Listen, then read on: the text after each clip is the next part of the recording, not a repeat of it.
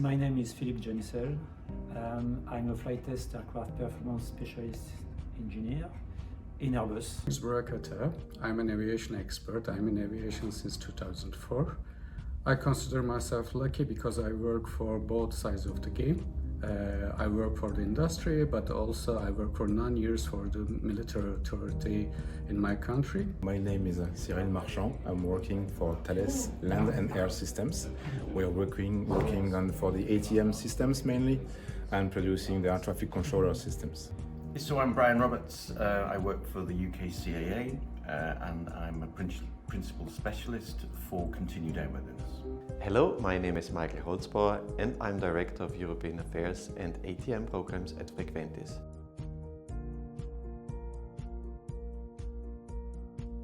So I'm involved in the working group 1 to 9, which is called TOPAS, which is an acronym for Takeoff Performance Awareness and Alerting System. And I have been working in this working group for about half a year. I'm chairing working group 114. We are working on a supplement to the 178C. I'm in the group since the beginning, so it has been more than 5 years. Involved into the software assurance working group, so software assurance related groups such as WG117 or WG127, WG130 as well. So I'm involved with working group 129, which is the takeoff performance monitoring working group. We brought the subject to EUROCAE initially, so I've been working with the group from the beginning. Frequentis has been actively involved in EUROCAE activities since more than 25 years, and our experts are contributing currently to more than 20 working groups.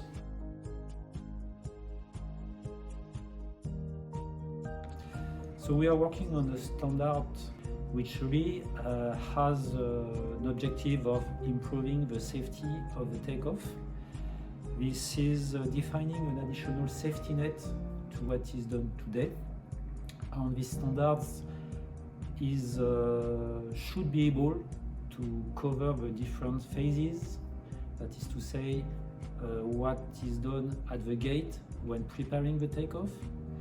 It can be also a check in addition to that which is done during the taxi of the aircraft prior to the takeoff, and it will also cover even the initial acceleration of the aircraft during the takeoff phase. We are working on a supplement to the 178C that covers service history, codes and open source.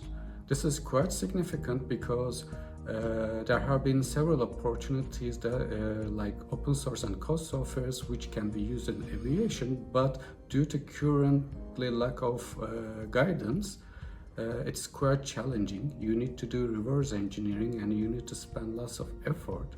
With our new guidance material, we are aiming to make it more simpler but still safe. We are working on software assurance standards and improvements of those standards.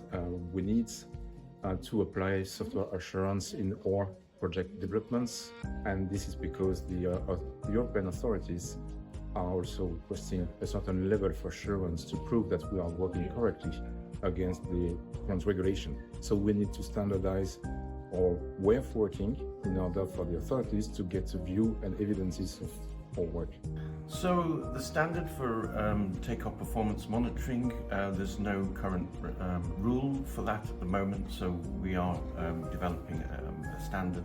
It's sort of in conjunction with EASA because they are ahead of us at the moment with their rule, bold draft rule.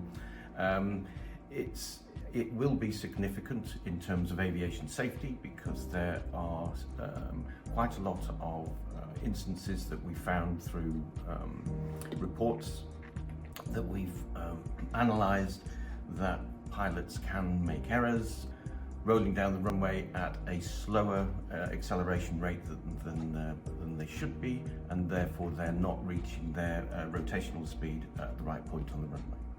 We are contributing to the development of standards, for example, in the areas of UTM, artificial intelligence, new air-ground data link technology, virtual center, and the 8EM CNS conformity assessment framework.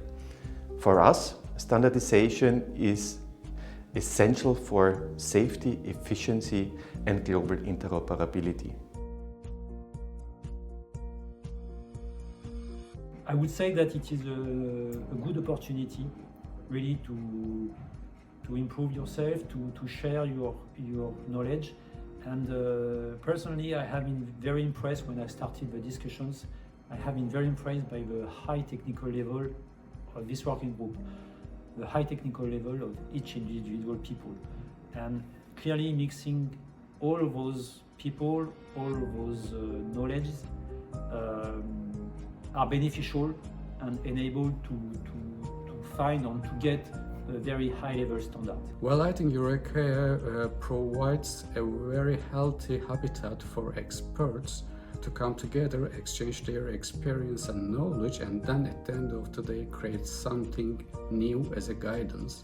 For all organizations, this is quite a huge benefit because you participate from the beginning, you know what is coming next, and you arrange your organization accordingly. I would say that becoming a member of EUROCAE is very advantageous.